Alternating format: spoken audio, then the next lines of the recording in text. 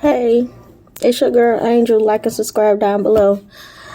Today, I'm going to talk about, well, it's going to be story time today. We're going to talk about my,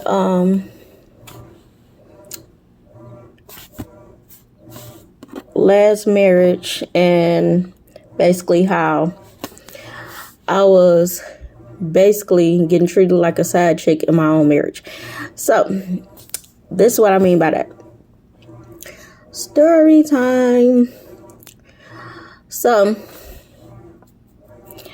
I never really got to know how it really felt to be married because my first marriage was so toxic and so weird that I never felt married. Example, I didn't never know where he was at, basically where he was going. He just pop in and pop out when he want to. Like niggas do side chicks. And usually they give respect to the wife. But, my marriage, and he was so fucking weird that he gave more respect to whatever side bitch he had. Because, he liked me to believe he didn't have a side bitch, but he definitely had a side bitch. And I basically knew who his side chick was because it was the main chick. You see, this how you know who the side chick is. That bitch they say they not with. That be the bitch they with. But he was embarrassed because of how stupid it was. You know what I'm saying? Having a wife that looked like me and then having a side bitch that's fucking everybody, sucking everybody dick, and that smell like ass all the fucking time. And for you to be, fucking with her when you already done basically won, you look dumb. So that's why he didn't want me to know. But I already knew. And basically, I knew that's where he was at when he disappeared and then came with some fantastic ass lie every single time. And so yeah. And I lived my life like that for some years. He's very jealous. One time I got basically, when he used to leave, when we was in the same house together, he'd lock me in a room. So yeah, I had a very weird marriage. Or I wouldn't even call it a marriage really. Because it really wasn't. Only reason it was a marriage because it was on paper. But in no way it was a marriage. It wasn't a partnership. It wasn't a friendship or nothing because it wasn't we wasn't even really having sex, so it wasn't lovers, nothing really. And it was basically everybody expected us to be together because we was together when we was kids, off and on, our whole childhood and a young adulthood. So it's what everybody expected. I think we brought into that bullshit and just was like, let's do it. The proposal wasn't even romantic. He was playing the game at his sister's house and he was like, I'm gonna marry you, and start back playing the game. I didn't even know that was a proposal. And basically, I brought the rings. Yeah, I was a whole fool. Never again. I brought the rings and we argued on our way to get married, and I should have known that was a big red flag. When you see all these red flags, don't go take your behind to actually execute getting married and doing all the paperwork, because it's easy to get in and it's hard to get out of. Because it was hell for me to finally get a divorce. I ain't even gonna lie. Because I had to find this nigga. This nigga, like, he loved playing ghosts. He loved disappearing. Even in the marriage, he disappeared. Days, months. Didn't know whether he was alive or what. Whether, nothing. Like, he never acted like a husband, ever. I tried my hardest to be a wife, and you can't have a relationship that's one-sided. And then what really was the crazy part is that he gave me a hard time with the divorce and acted like, he had an issue with that. And I still got, harassed, stopped, all types of shit. Like, bro, when you had it, you know what to do with it. So what the fuck you mad about? So it was just weird. Like, I wouldn't even say I got treated like a side chick. I'm a rephrase that. I got treated like nothing. Not even a side chick. Like nobody. Period. Until he needed something.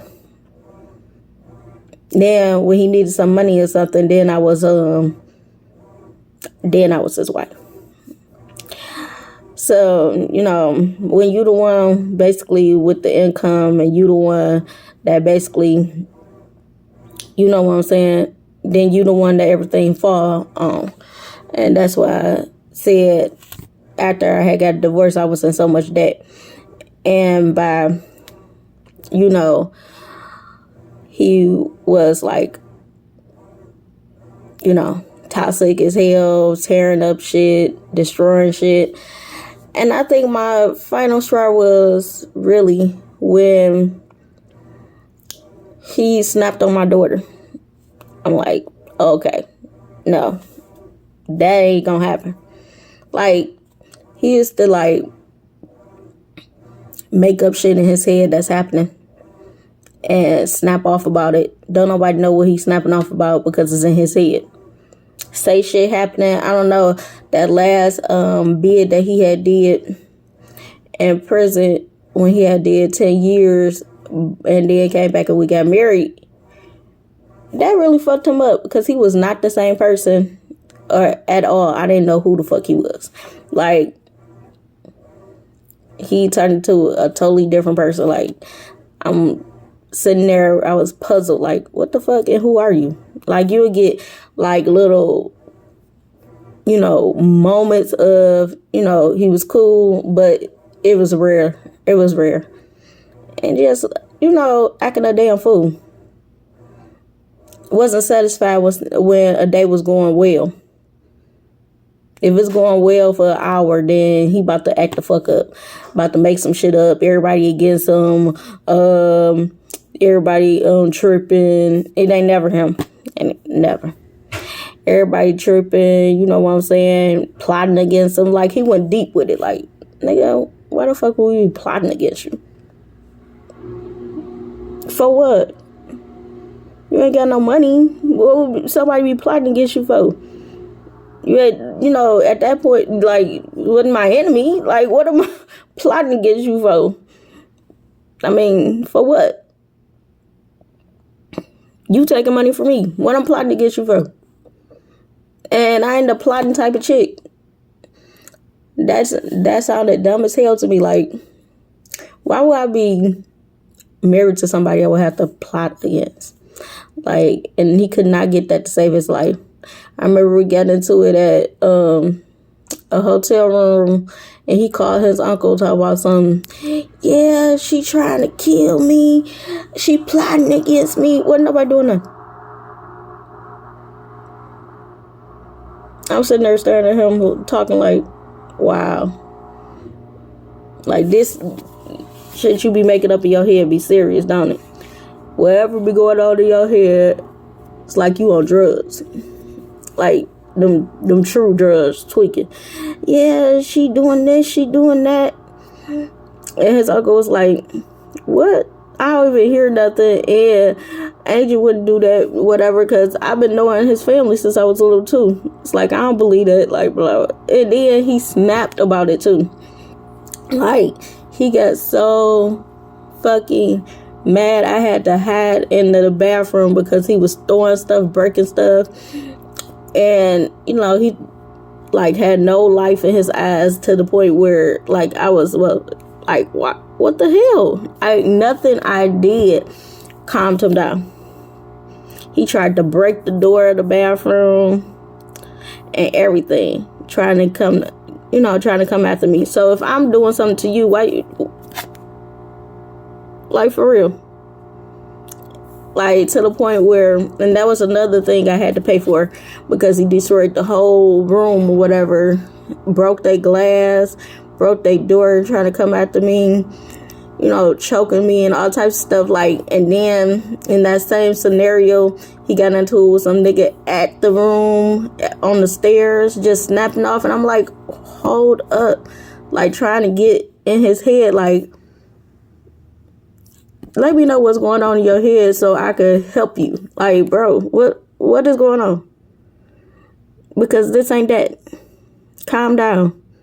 Man, that was a shit show or whatever. I was always embarrassed as hell because this nigga embarrassed me every chance he got. And then I left after that. And then he came back, because that was a violation of his parole, went back to jail, came back out, and acted like the doctor said he was gonna die, and he was apologizing, doing his life right, and I fell for it. Like, it was just a whole, like, drama situation. He'd sit there and hold his side, make his whole body heavy, falling on the ground. I thought that he was really having, like, some type of muscle spasm or whatever in his kidney or something, because, like, he would really act this shit out to the point that now that I'm out of it, I'm like, that shit was a lie. I don't believe shit that came out of his mouth now.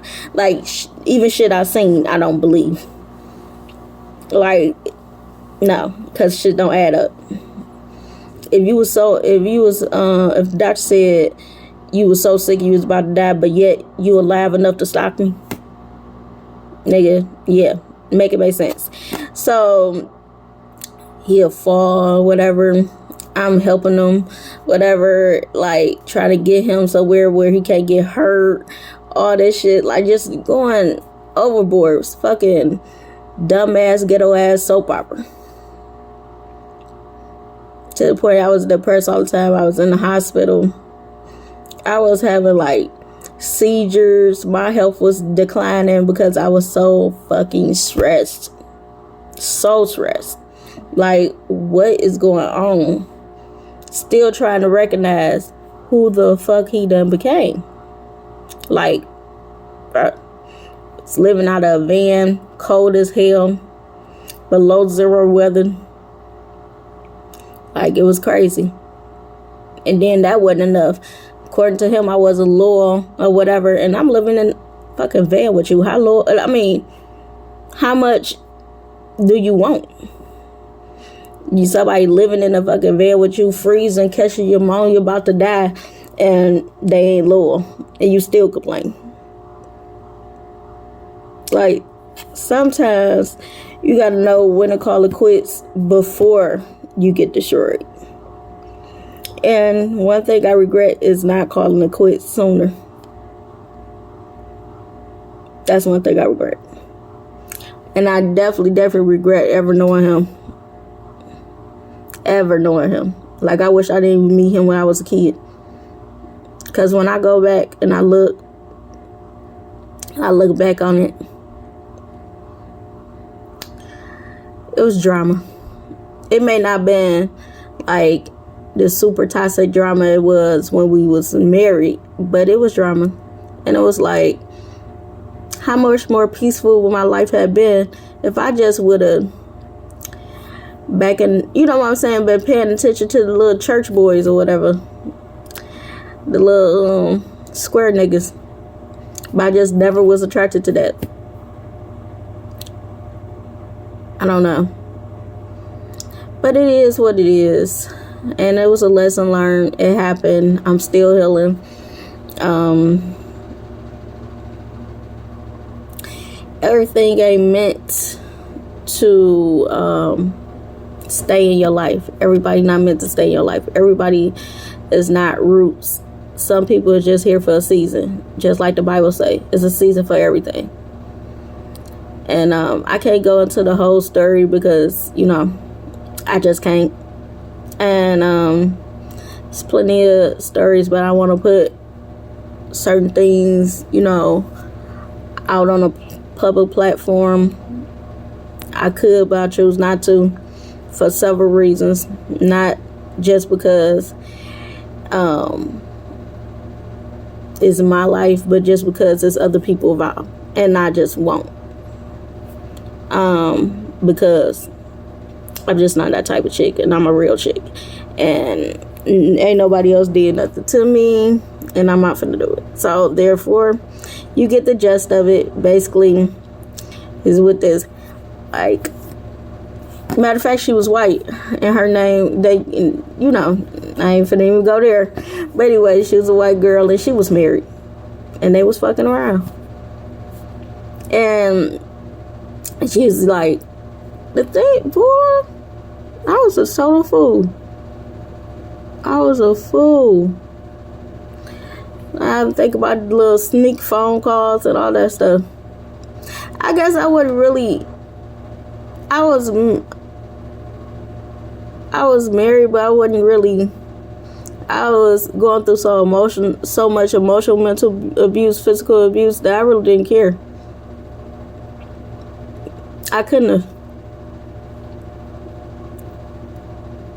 Because I didn't sweat it like that. I just wanted it to be like, I wanted the truth. But some people not man enough to even own up to that shit. It is what it is. And didn't have no respect to even keep it on the low good enough. To even lie good enough. Like, bro, for real. But anyway, then when I look at it, I'm like, I see what other people see. Like, people used to always be like, even his parents would be like, how the hell you get Angel?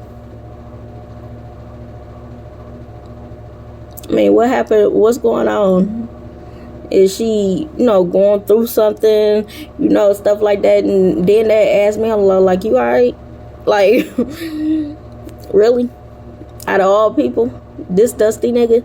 Like, because I'm me. And everybody was just really in awe about it. Like, get the fuck out of here, bro. They didn't believe it, even though, I said it. They still didn't believe it. Like, what he do? Threaten you? What you on crack or something? Like, I'm like, this shit was crazy. I can't even, it's too many details that I can't say to the point where you ain't even gonna fully grasp it, but you were grasping enough to know it was a fucking hot ass mess. But anyway, y'all, let's heal together. And just know what God has for you, He has for you, and can't nobody take that away. And you always will be able to get a second chance. I'm getting a second chance at love, and I finally feel loved. So if it can happen for me, it can happen for you. You are somebody. You are more than enough. Let's heal together. Peace.